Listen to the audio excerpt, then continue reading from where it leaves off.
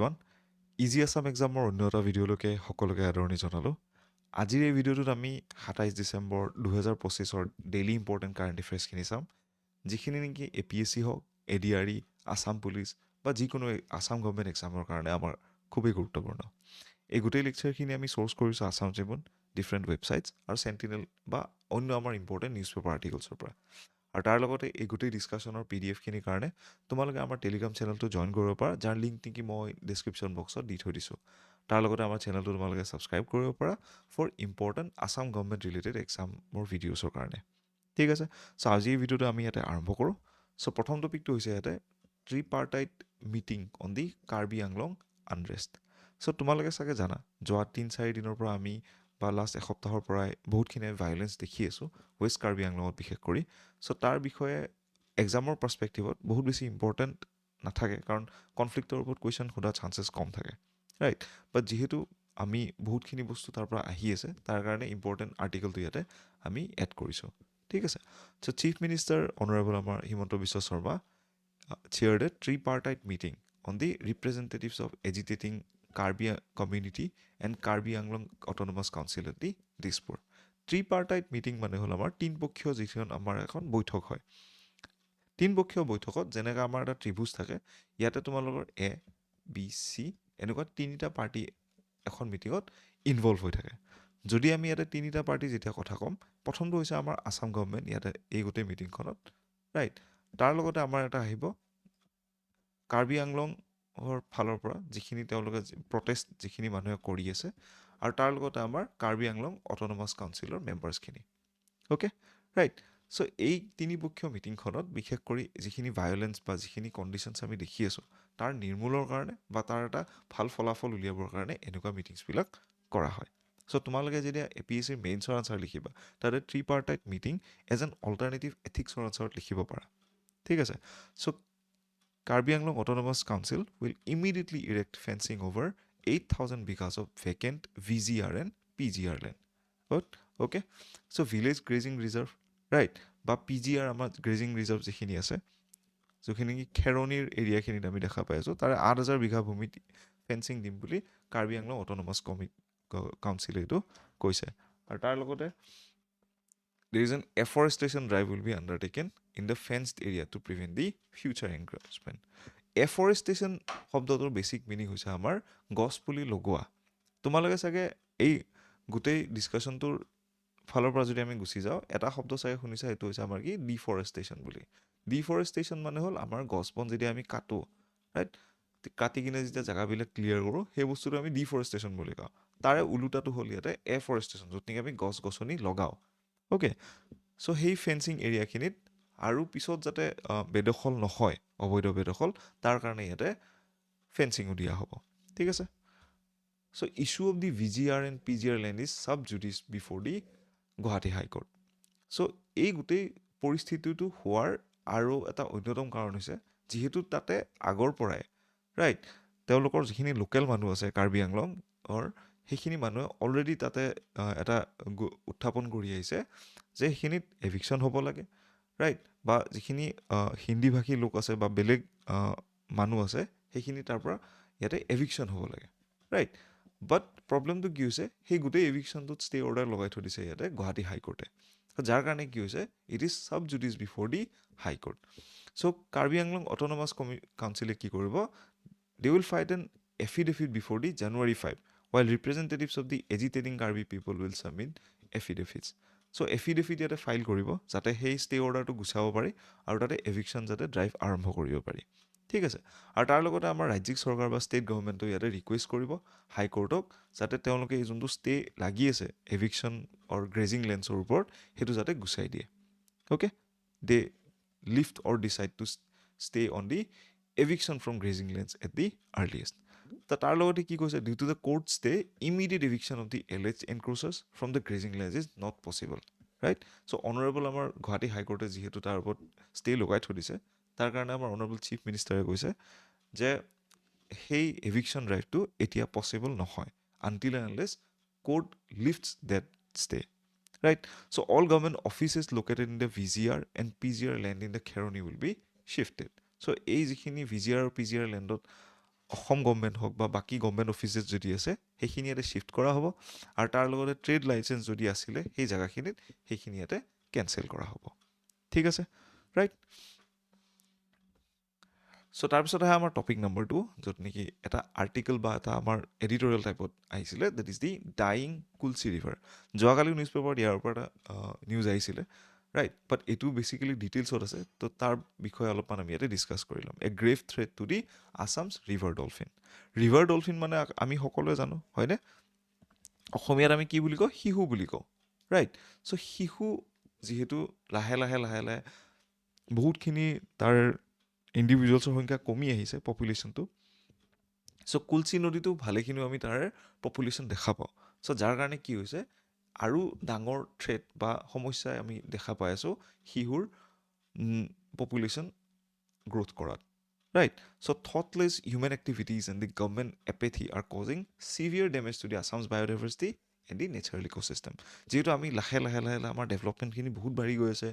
আমি ইনফ্ৰাষ্ট্ৰাকচাৰ আৰম্ভ কৰি গৈছোঁ তাৰ লগতে ৱাটাৰ পলিউশ্যন এয়াৰ পলিউশ্যন তোমালোকে দেখা পাইছা ধূলি বালিৰ সংখ্যা বহুত বাঢ়ি গৈ আছে ৰাইট চ' তাৰ কাৰণে কি হৈছে আমাৰ যিমানবিলাক বায়'ডাইভাৰ্চিটি হয় বা নেচাৰেল ইক'চিষ্টেম বহুতখিনি তাৰ ওপৰত প্ৰেছাৰ পৰিছে তাৰ লগতে Kulsi river is facing rapid degradation due to the illegal and unscientific sand mining, industrial pressure, poorly planned bridge construction. এই গোটেই চেণ্টেন্সটোৰ মিনিং হৈছে যে লাহে লাহে যিহেতু আমি কুলচি নদীৰ আশে পাশে ৰাইট বেলেগ ইণ্ডাষ্ট্ৰিয়েল কাম বা আমাৰ কনষ্ট্ৰাকশ্যন ৱৰ্ক যিহেতু কৰি আছোঁ বা তাৰ পৰা আমি বালি উলিয়াই আছোঁ বালি খনন কৰি আছোঁ যাৰ কাৰণে কি হৈছে কুলচি নদীৰ ওপৰত বহুতখিনি প্ৰেছাৰ পৰিছে তাৰ বায়'ডাইভাৰ্চিটি বা জীৱ জন্তু তাৰ পানী সকলোখিনি প্ৰদূষিত হৈ পৰিছে অ'কে তাৰ লগতে Kulsi is one of the last strongholds of the critically endangered Gangetic river dolphin okay সেইটো কি হয় আমাৰ অসমৰ ষ্টেট একুৱেটিক এনিমেল হয় অ'কে ষ্টেট একুৱেটিক এনিমেল মানে কি আমাৰ নদীত পোৱা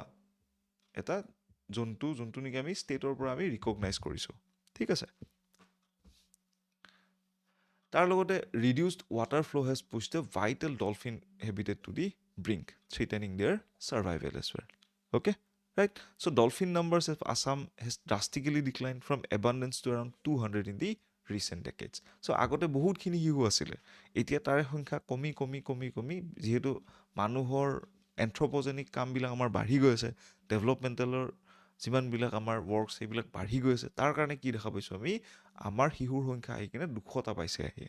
right so illegal hunting of the dolphins for oil and meat further worsens the crisis as well right by products বিলাকৰ কাৰণে illegal hunting বা চোৰাং চিকাৰী হৈ আছে right so Kulsi River alone shelters on 30 dolphins making it conservation very much crucial যদি অসমত প্ৰায় 200টা ডলফিনে আছে ৰাইট 30টা যদি কুলচি নদীত আছে তে কুলচি নদীৰ যোনটো ইয়াতে সংৰক্ষণ বহুত বেছি গুৰুত্বপূৰ্ণ হৈ পৰে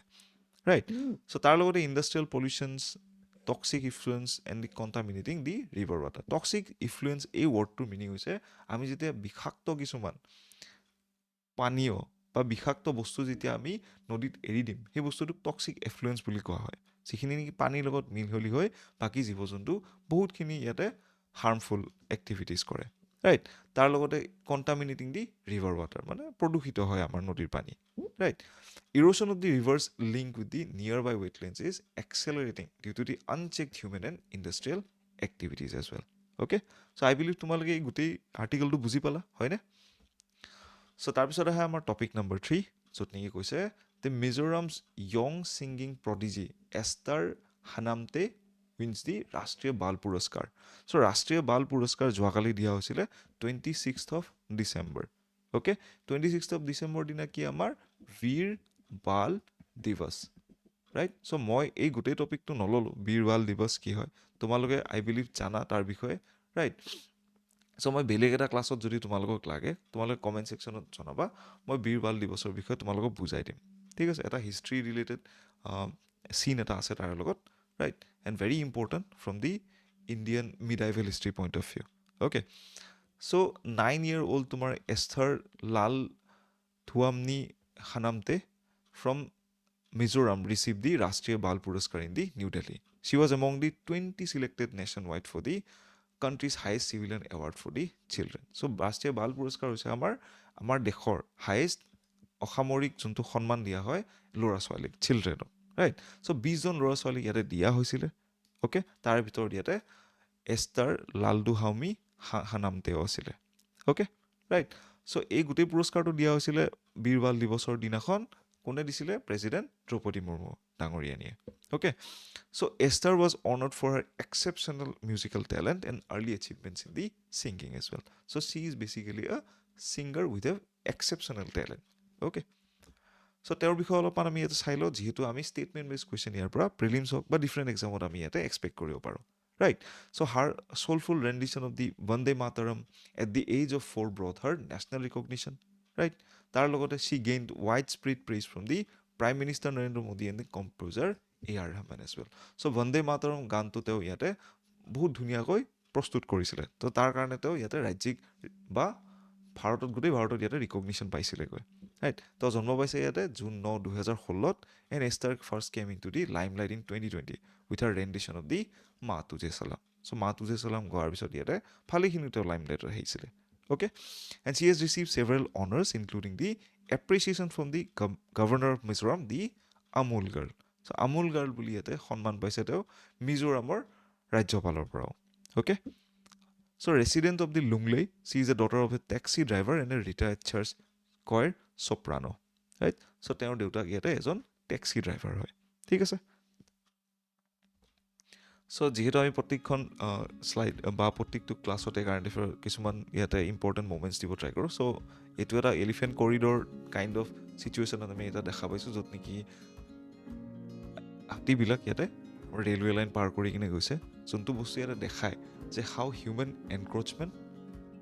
ৰাইট আমি এনক্ৰ'চমেণ্ট কৰি থাকোঁ আমাৰ লেণ্ডৰ ওপৰত যেতিয়া বাকী মানুহে আহি ঘৰ বান্ধে